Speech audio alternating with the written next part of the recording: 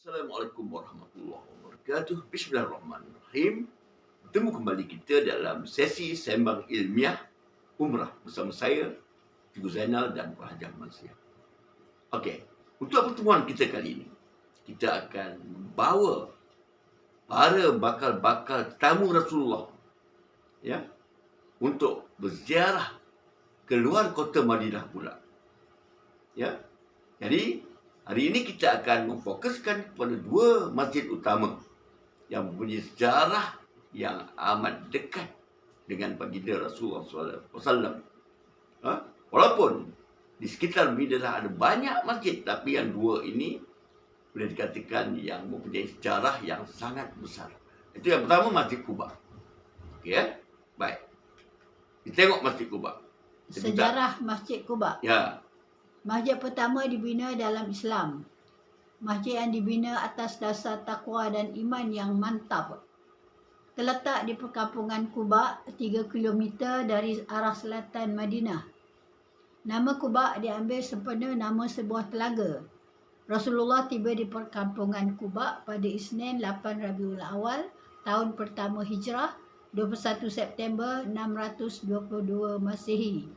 Baginda turut mengangkat batu besar waktu mengasaskan binaan masjid tersebut. Ya, itu dia informasi yang sangat penting tentang Masjid Quba ini yang dibacakan oleh Puan Hajah Maziah tadi.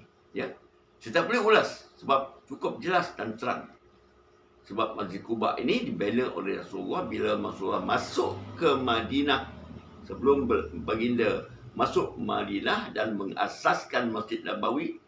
Baginda membina dulu Masjid Quba yang merupakan masjid pertama dalam Islam yang dibina atas dasar takwa, untuk buktikan bahawa Islam tertegak di masjid. Masjid merupakan wadah dan wahana untuk sebarang aktiviti Islam. Okey, baik.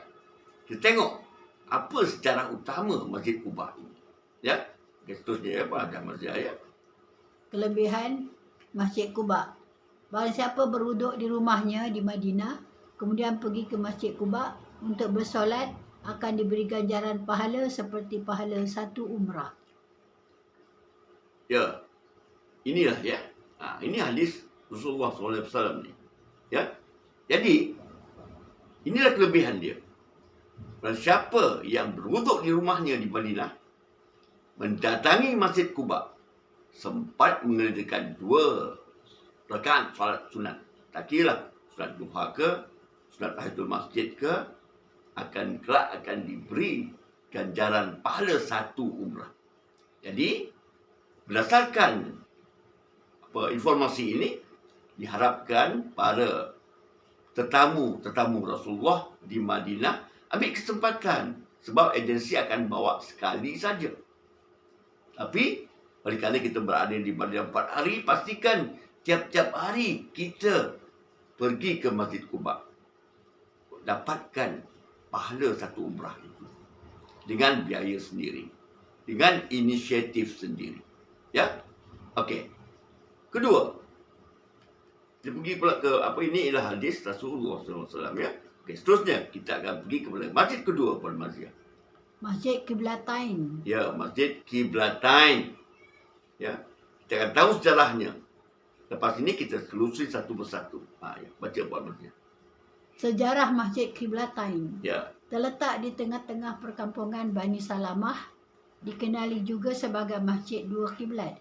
Di sini terlakas satu peristiwa penting dalam sejarah Islam, iaitu arahan menukar arah kiblat dari Baitul Maqdis di Palestin kepada Baitullah Al-Haram di Mekah, seperti yang termaktub dalam Al-Quran. Itu sebabnya dipanggil Masjid Qiblatain, 2 kiblat.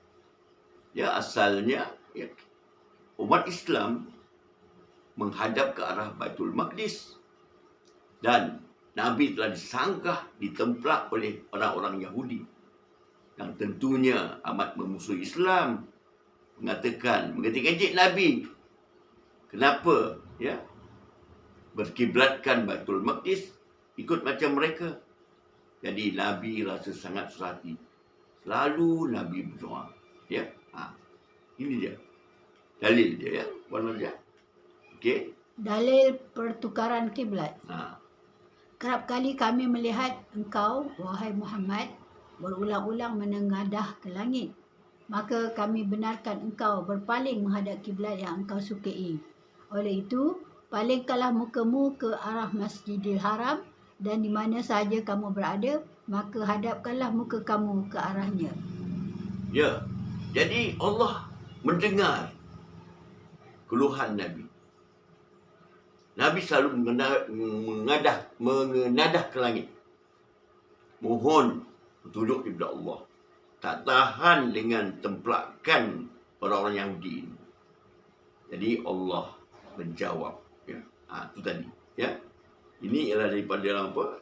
Allah menjawab. Ya. Dan surah apa? Puan Mazia?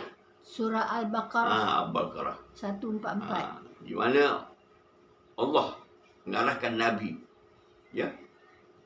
berpaling ke Masjidil Haram.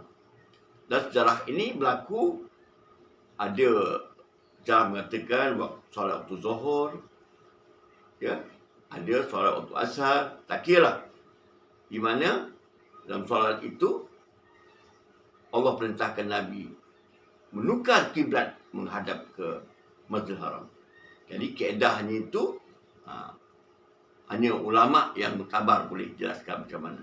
Ya, saya hanya menceritakan sejarahnya saja. Ya, okey.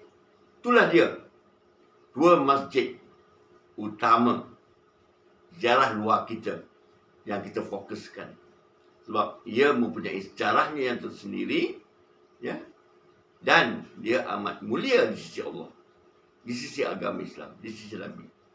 Sebab Nabi yang mengasaskan kedua masjid ini dan ada kaitan dengan Nabi. InsyaAllah seterusnya nanti kita akan ke mana, Puan Mazia? Jabal Uhud. Jabal Uhud juga mempunyai sejarahnya yang sangat hebat. Di mana berlaku peperangan Uhud yang sangat sedih sejarahnya. Yang kita akan kupas dalam pertemuan kita akan datang secara tuntas. Sebab dia memerlukan masa yang sangat panjang ya untuk menjelaskannya. Sebab sejarah Uhud ini sejarah yang sangat hebat. Jadi kita akan bertemu lagi di sesi yang akan datang ya. Terus dia bersama kami, insya-Allah kami akan sentiasa membantu anda dengan informasi ziarah yang boleh membantu mempertingkatkan iman dan takwa kita kepada Allah Subhanahu wa taala. Wallahu a'lam. Assalamualaikum warahmatullahi wabarakatuh.